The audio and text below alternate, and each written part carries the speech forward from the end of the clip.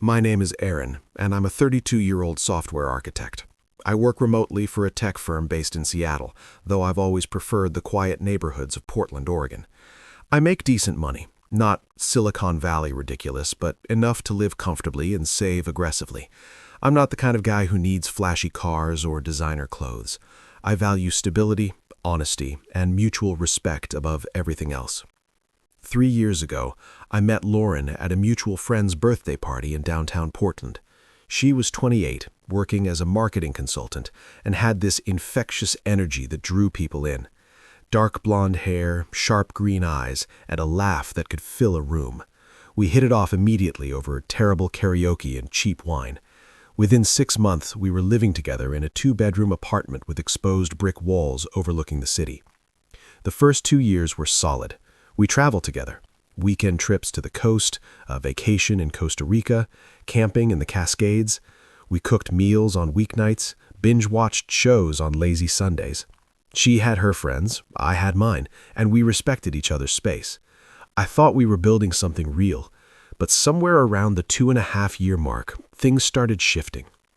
She'd come home later than usual without mentioning where she'd been. She'd spend hours on her phone, angling the screen away whenever I walked by. Her responses became shorter, distracted. When I'd ask about her day, she'd give vague answers. Fine, busy, the usual. I didn't think much of it initially. Everyone's entitled to privacy, right?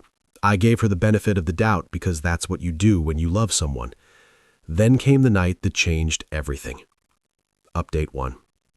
It was a Thursday in late September. I remember because I had a big presentation the next morning for a potential client, a Fortune 500 company that could have meant a massive contract for our firm. Lauren texted me around 6 p.m. saying she was going out with coworkers for drinks at some new bar downtown. Cool, have fun, be safe, I texted back. Will do, don't wait up, she replied. By 11 p.m., I was in bed, half asleep with my laptop beside me, going over notes one last time. That's when I realized she still wasn't home. I checked my phone, no new messages. I sent her a quick text. Hey, you good? No response. I figured maybe her phone died.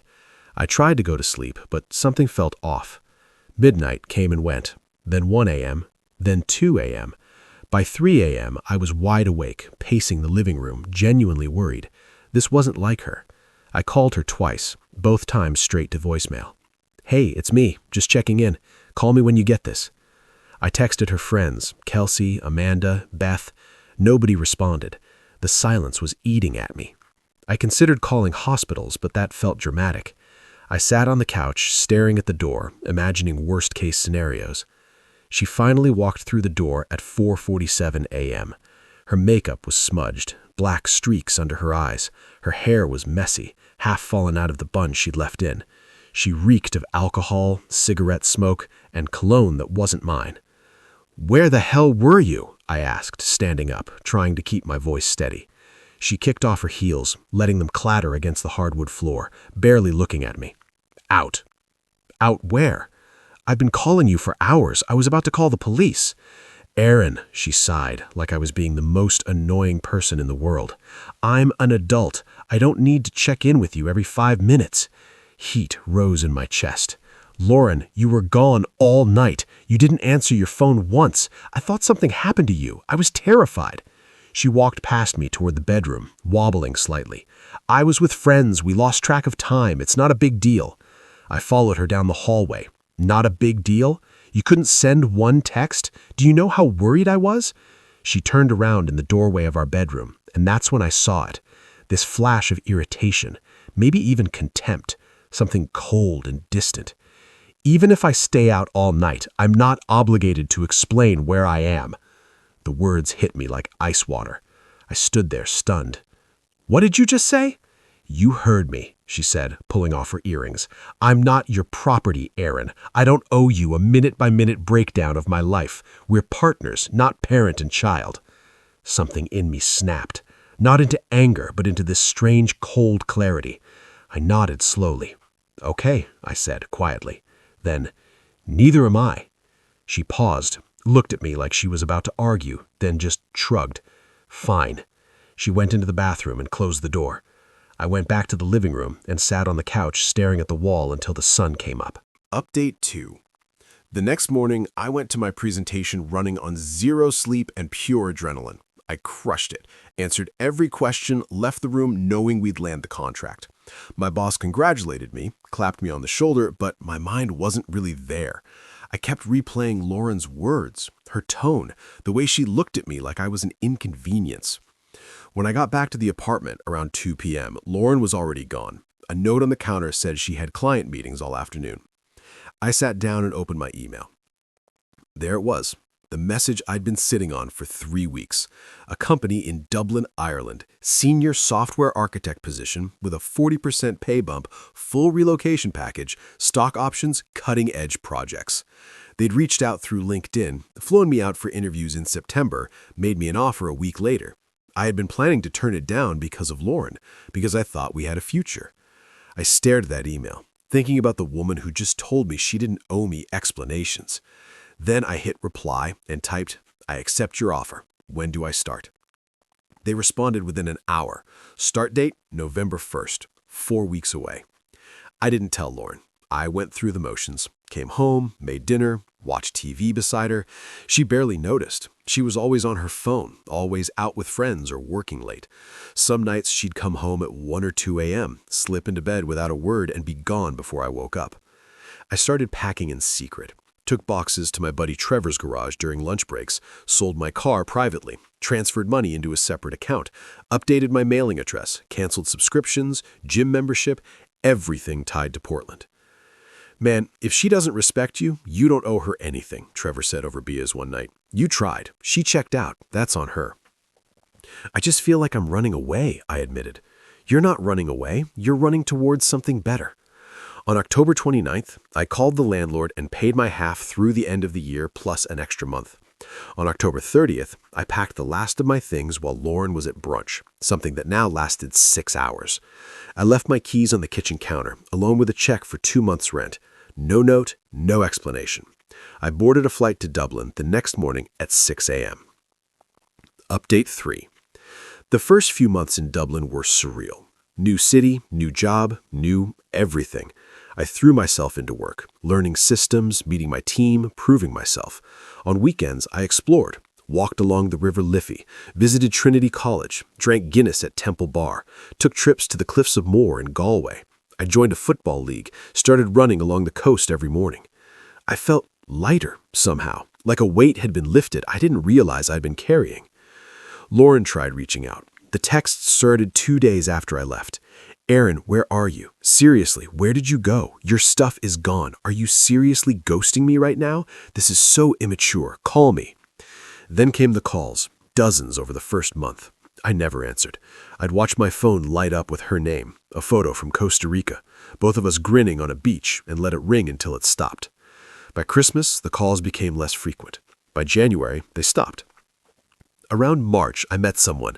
Her name was Siobhan. Pronounced Siobhan, she taught me after I butchered it 3 times. She was a project manager at a partner firm, 30 years old, red hair, freckles, sharp wit, and a laugh that made me feel genuinely happy again. We met at a networking event, started chatting about the impossibility of good Mexican food in Dublin, ended up getting drinks. We started dating casually. Dinners, weekend trips to Cork and Belfast, pub trivia nights. It was easy, comfortable. She didn't play games. When she said she'd call, she called. When she was running late, she texted. When something bothered her, she talked about it. It was such a stark contrast to what I'd left behind. By August, we were serious. My career was thriving, my personal life healthy. I felt like myself again. Then my company sent me to a 2-week conference in San Francisco. Siobhan flew out to meet me for the last few days. We planned to explore the city, eat our way through the food scene. I figured it was safe. Portland was 600 miles north. What were the odds? On our last night in San Francisco, I took Siobhan to an upscale Italian place in North Beach. The restaurant was beautiful. Dim lighting, exposed brick, jazz playing softly. We were laughing, waiting for appetizers, when I saw her. Lauren. She was standing near the hostess stand with 2 women, scanning the restaurant. Then our eyes met. For a second, neither of us moved. Then she started walking toward me, weaving between tables. "Aaron!" I set down my wine glass. "Lauren." She looked different, thinner, like she'd lost 20 pounds. Her face was more angular, tired, dark circles under her eyes. Her hair was shorter, darker. She glanced at Siobhan, then back at me, her eyes already watering. "Can we talk?" she asked, her voice shaking. Siobhan looked at me, confused. I nodded. "Give me a minute." "Of course," Siobhan said softly, squeezing my hand. Lauren and I stepped outside into the cool evening. The street was loud, cars honking, a cable car rattling past, tourists everywhere. Fog rolled in from the bay. "What the hell, Aaron?" she said immediately, tears forming. "You just left? No explanation? One day you're there, the next you're gone?" "I could ask you the same thing," I said calmly. "You checked out months before I left." "That's not fair," she said. "Isn't it? You stayed out all night. You told me you didn't owe me explanations. You treated me like I was controlling you for caring." She wiped her eyes, mascara smudging. "I was going through something. I didn't know how to talk to you about it." "So you stayed out until 5 in the morning, ignored my calls, made me feel like I didn't matter?" She opened her mouth, closed it, looked down. When she looked back up, her eyes were streaming. "I was pregnant." Everything stopped. My heart hammered. "What?" "I was pregnant, Aaron," her voice cracked. "That night I came home late. I just found out that day. I took 3 tests at work. I was terrified. I didn't know what to do. So I went to my friend Kelsey's place. We talked all night. I drank too much. I smoked. I made terrible decisions because I was panicking. I should have told you, but I couldn't find the words." My mind raced. "What happened?" Her face crumpled. "I miscarried. 2 weeks after you left. I was alone, bleeding, scared. I went to the ER by myself. I tried calling you.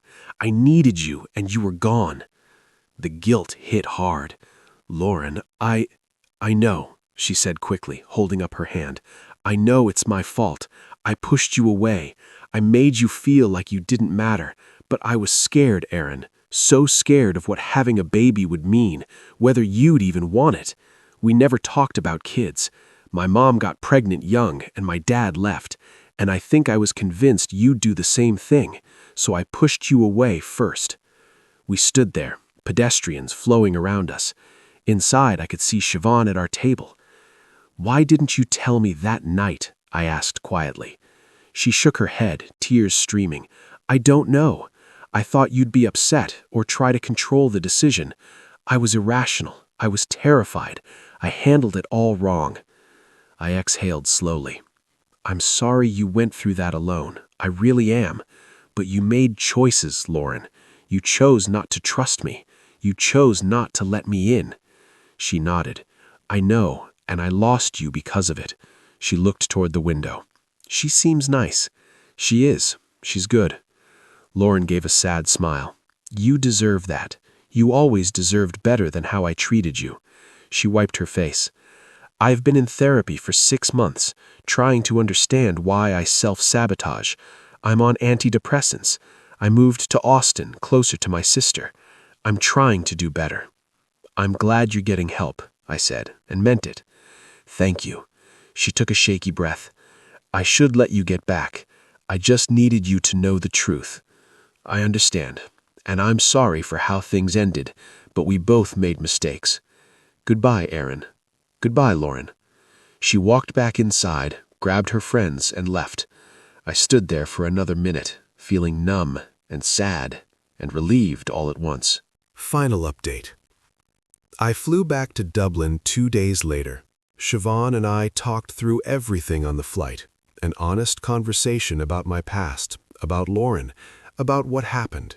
She listened without judgment, held my hand, didn't make me feel guilty. It's one of the reasons I knew she was different. Lauren and I exchanged a few emails after that. She apologized again, explained more about her therapy, told me she was doing better, new job, living near her sister, rebuilding. I told her I was glad and that I hoped she found happiness, but we both knew there was no going back. 6 months later, I proposed to Siobhan at the cliffs of Moher. She said yes before I even finished asking. We're planning a small wedding in Galway next spring, just close friends and family. My life is good now, genuinely good. I live in a city I love. I'm engaged to a woman who communicates, who trusts me, who lets me in instead of pushing me away. I don't wake up anxious. I don't wonder where I stand. I think about Lauren sometimes, usually late at night. I wonder if things could have been different, if we'd communicated better, if she'd trusted me. But I also know that some relationships are meant to teach you what you won't accept, not what you will. I don't regret leaving. I regret how it happened. I wish I had tried one more time. I wish she'd trusted me with the truth. But I don't regret choosing myself when it became clear she'd already chosen to keep me at arm's length. Sometimes the strongest thing you can do is walk away from someone who refuses to meet you halfway. Edit 1. A few people asked if I ever spoke to Lauren again. We didn't. She's still in Austin, working for a startup, dating someone new. From what I've heard, she seems happier. I'm genuinely glad for her.